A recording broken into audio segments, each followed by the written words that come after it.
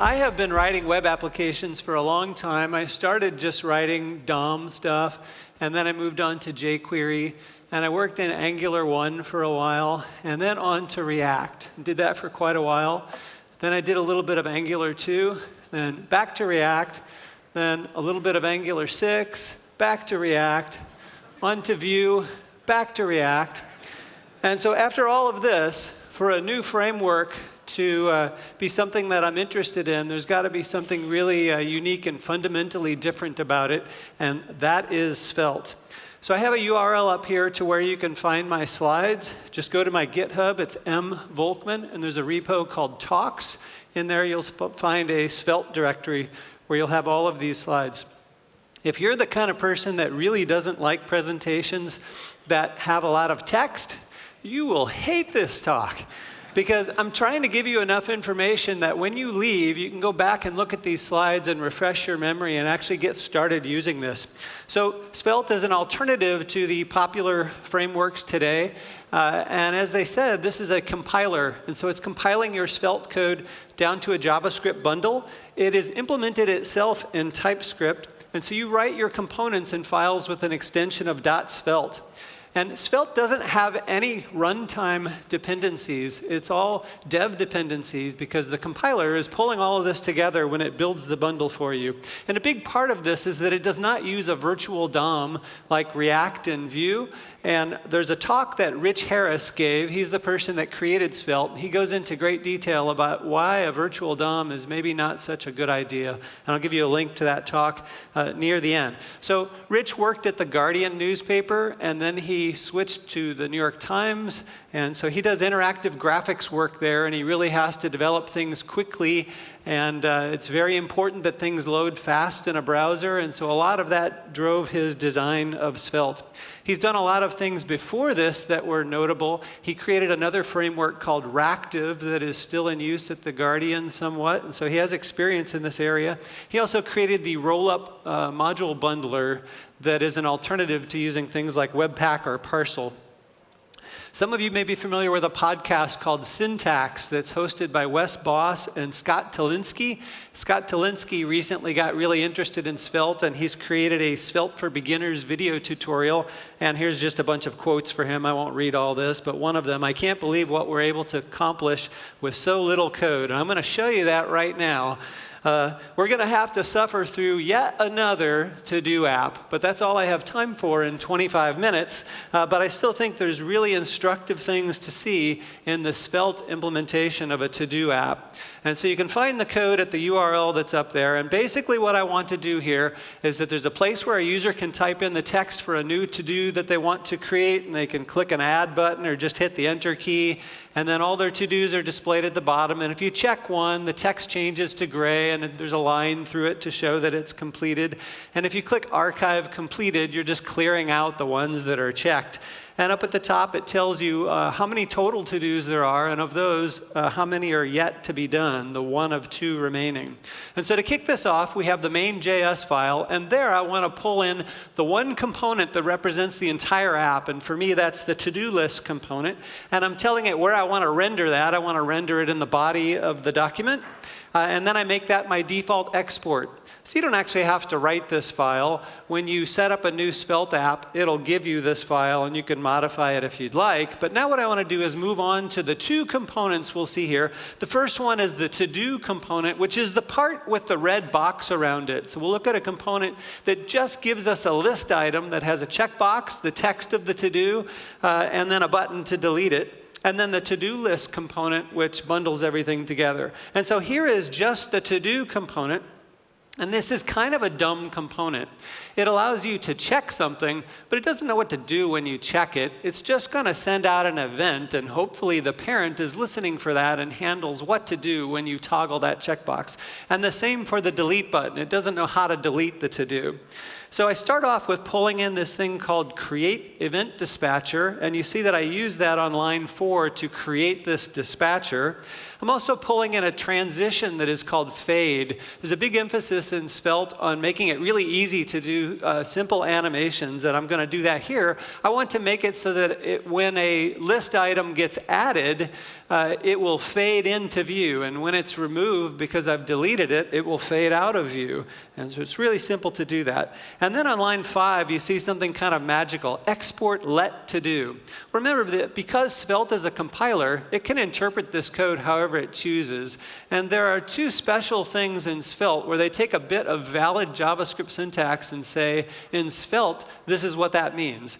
And so this is the first one we're going to see. Export means that you're saying it's a prop of the component. And so parents that use this component can pass in that value. And I'm expecting to be an object that has two properties. It has a text property that is a string, and done, which is a Boolean.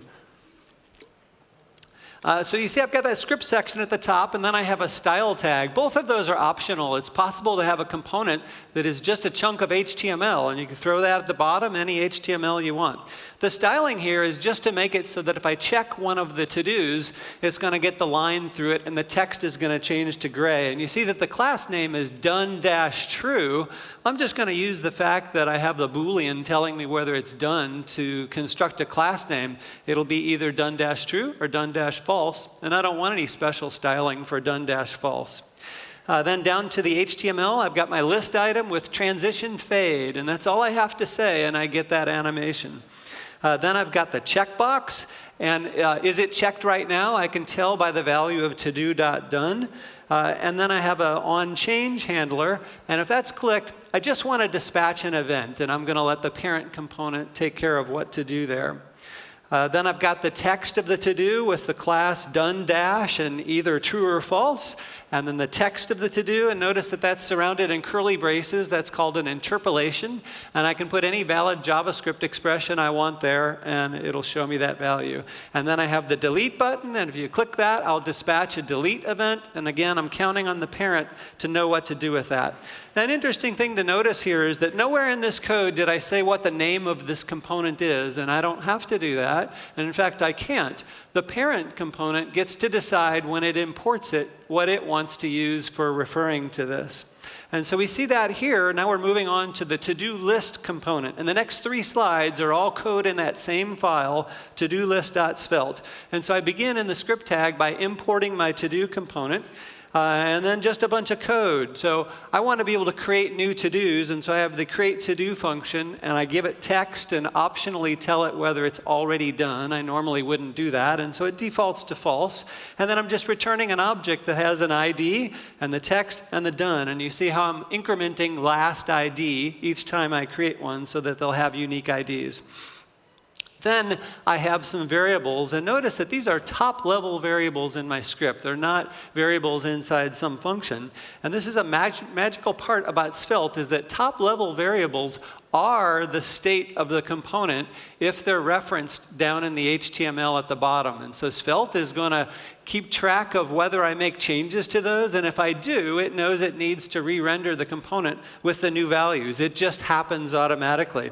So the to-do text, where the user types in the text for a brand new one, that's a piece of my state, starts as an empty string. And then I have an array of to-dos, and I want it to start with 2 already in there, learning Svelte and building a Svelte app. Learning Svelte is starting out already being finished. Then we have 2 lines that start with $:, and that's a reactive declaration. And what that does is it says, if anything inside this expression changes, run this bit of code again.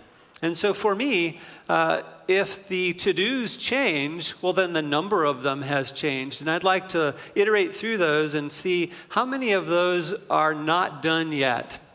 And so I know that because I put that $:, in front, if anything in my to-dos array changes, it'll recompute that for me.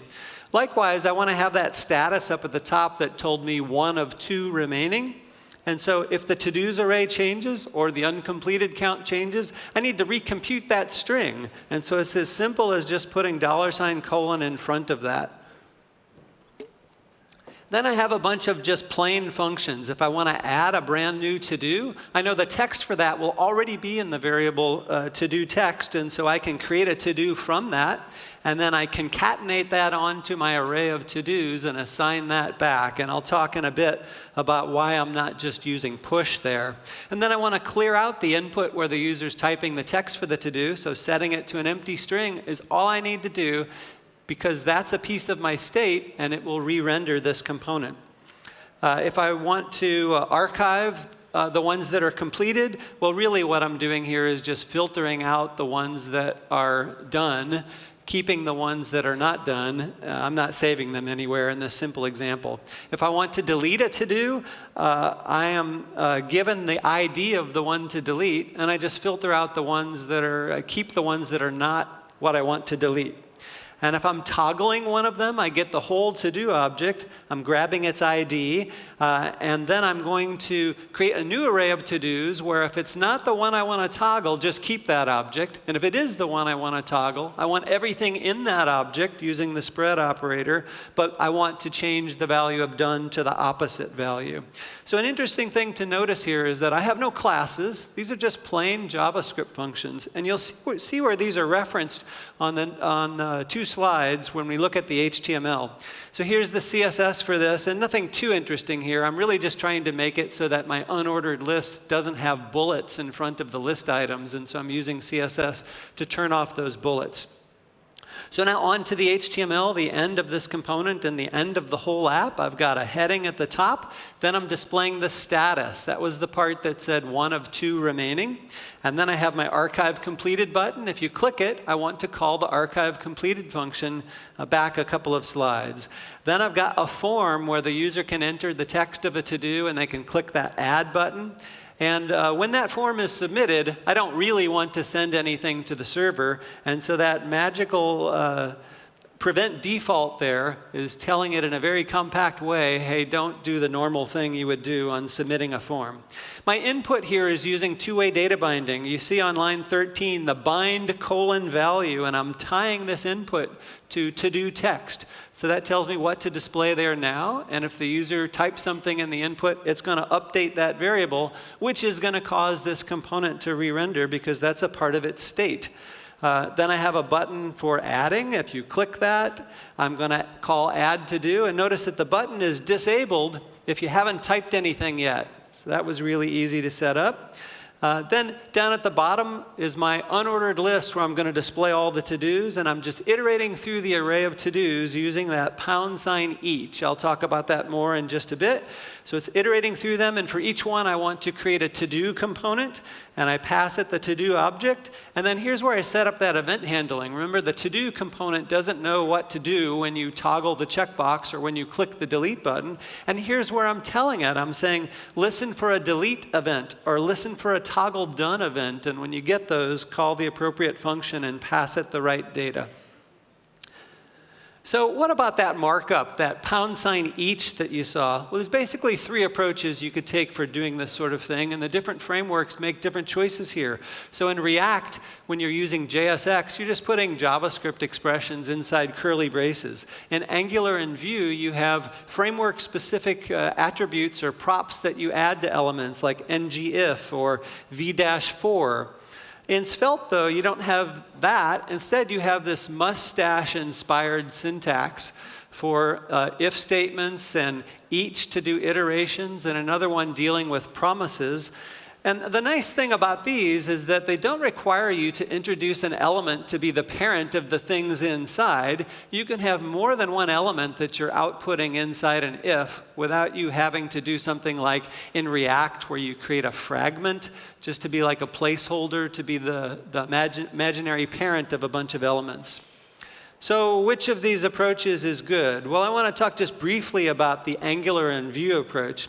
Their approach would be like if you had JavaScript code that looks like what you see in the blue box there. What if I had a function called do something, and I would call that function and I pass it a couple of arguments, but then I want to say, as part of the argument list, don't really do it unless the argument 1 is greater than 10, and don't do it just once. I want you to iterate through a collection and do it once for each thing in that collection. And that's some weird looking code. You wouldn't want to do that in JavaScript, I don't think. And so my assertion is that the approach that Angular and Vue take is really similar to that, where you're adding to the thing that you want to test or adding to the thing that you want to iterate over the logic for doing that. So there are a bunch of really great features about Svelte, and I don't have time to talk about all of them, so I'm just going to try to hit the highlights. Certainly one of them is that Svelte is very fast. And if you go to that URL, there are checkboxes where you can pick a handful of frameworks that you'd like to compare, and it will show you how they compare in terms of performance. The rest of the bullets on this slide I'm going to hit in the slides that are coming up, and so I'll jump right into them. A big thing that you'll hear about Svelte is that it produces really small bundle sizes. And that's important because it means that your app will download into a browser really quickly.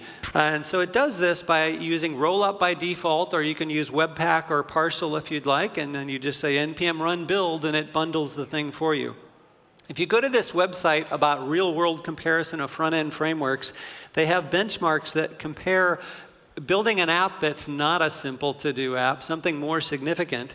And so there's interesting statistics here. Look at how much smaller the Svelte bundle is compared to all the other frameworks. And how about lines of code? Some people don't really care too much about lines of code, but I think it's important because the more real logic I can see on the screen, the easier it is for me to debug. And so I don't have to scroll as much.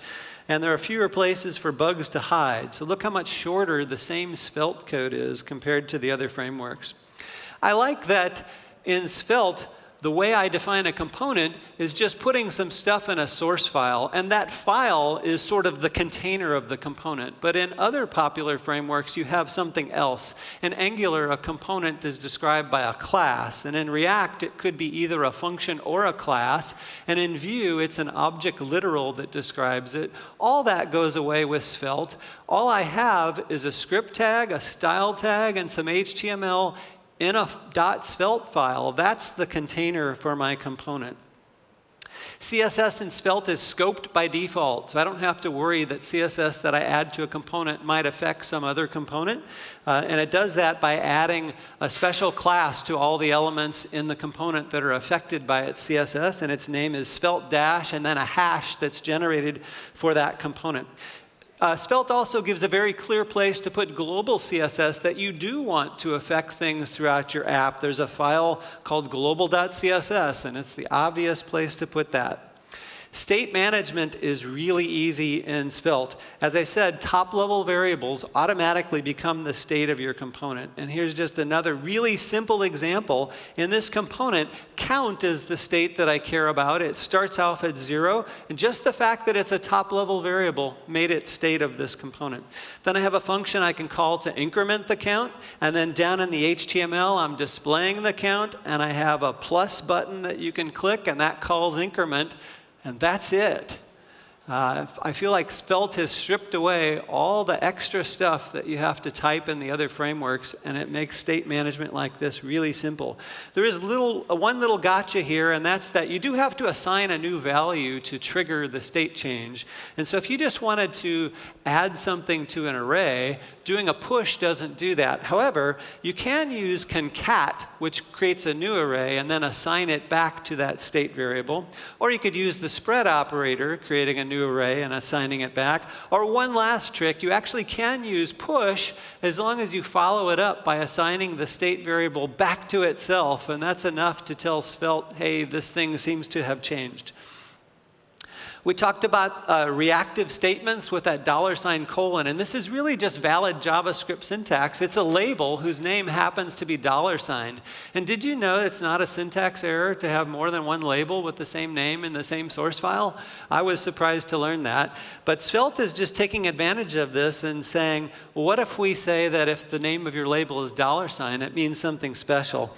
And so you can apply this to any top-level statement of a component, and then it knows to rerun that if anything in it changes. And so in my first example there, if the value of total or count changes, I need to recompute what the value of average is. And because I've done that, if I'm using average in my HTML, my component is going to re-render. It's also really useful for debugging. I can just use that on a console log, and if the thing I'm logging changes, it'll print it out in the DevTools console.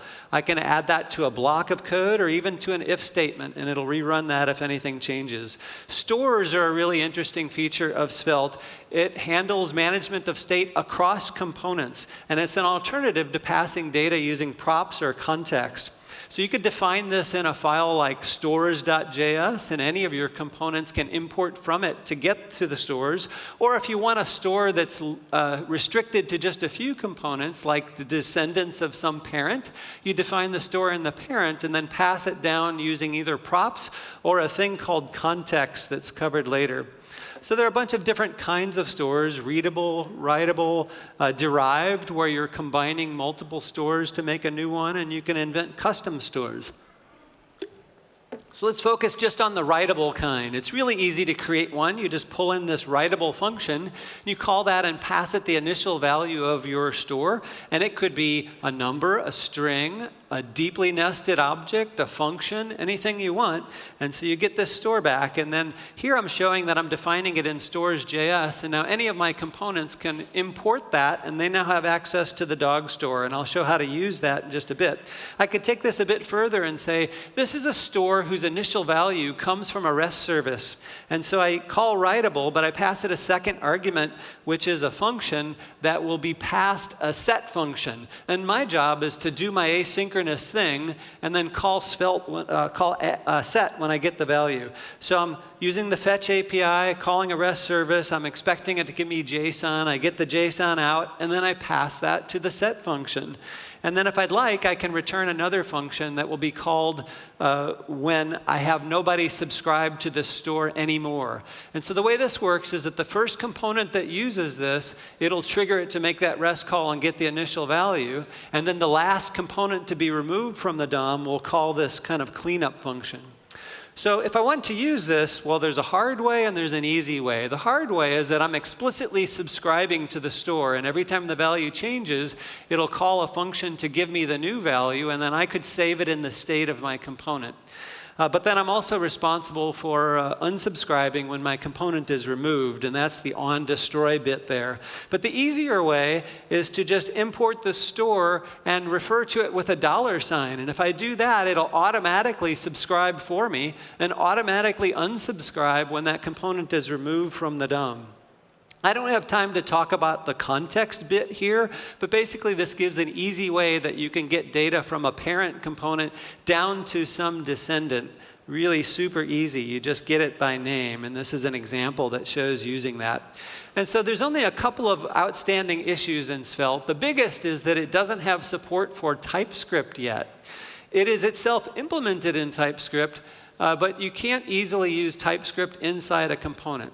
Actually, you can a little bit. There's this thing called Svelte preprocess that will let you use TypeScript inside that script tag, but it won't do type checking of your use of that TypeScript code inside the HTML. But that is coming. Another issue is that obviously Svelte isn't as popular as some of the others right now. That means that you won't easily find people that already know it. But it's really easy to learn, and so probably most developers would pick up most of the concepts in a day. There's a bunch of tools related to Svelte that you should check out. There's a really good VS Code extension. Sapper is a framework that builds around Svelte to add things like routing, server-side rendering, code splitting, and even building static sites like you would do with Gatsby, where it crawls your app and builds the site so you can deploy it as just plain HTML. Svelte Native builds on NativeScript to let you build mobile apps. I've played around with that a bit. That's pretty cool. It gives you live reload right on your phone when you save a change. And in my experience, it was taking like 2 or 3 seconds to see the result of a change on my phone. Svelte GL is a Svelte version of the 3JS library. The Svelte testing library is really good for writing unit tests, and then there's Storybook for demonstrating your components. You can use that with a lot of frameworks, but it also supports Svelte. There's a lot of topics I didn't have time to cover. You see all of those listed here. But that URL up at the top is for an article that I wrote that's about 35 pages, and it goes over all of these things. More resources. So Rich Harris, the creator of Svelte, did this talk called Rethinking Reactivity, and he goes over why he thinks using a virtual DOM is a bad idea. It's a really great talk, and he gives a lot of his motivation for why he invented Svelte. The Discord chat room has been really useful for learning things, lots of other resources there. So in conclusion, I would say that Svelte is a very worthy competitor to the frameworks that you might be using now. You really should check it out. And again, check out my long article for more detail on those other topics. Thank you very much.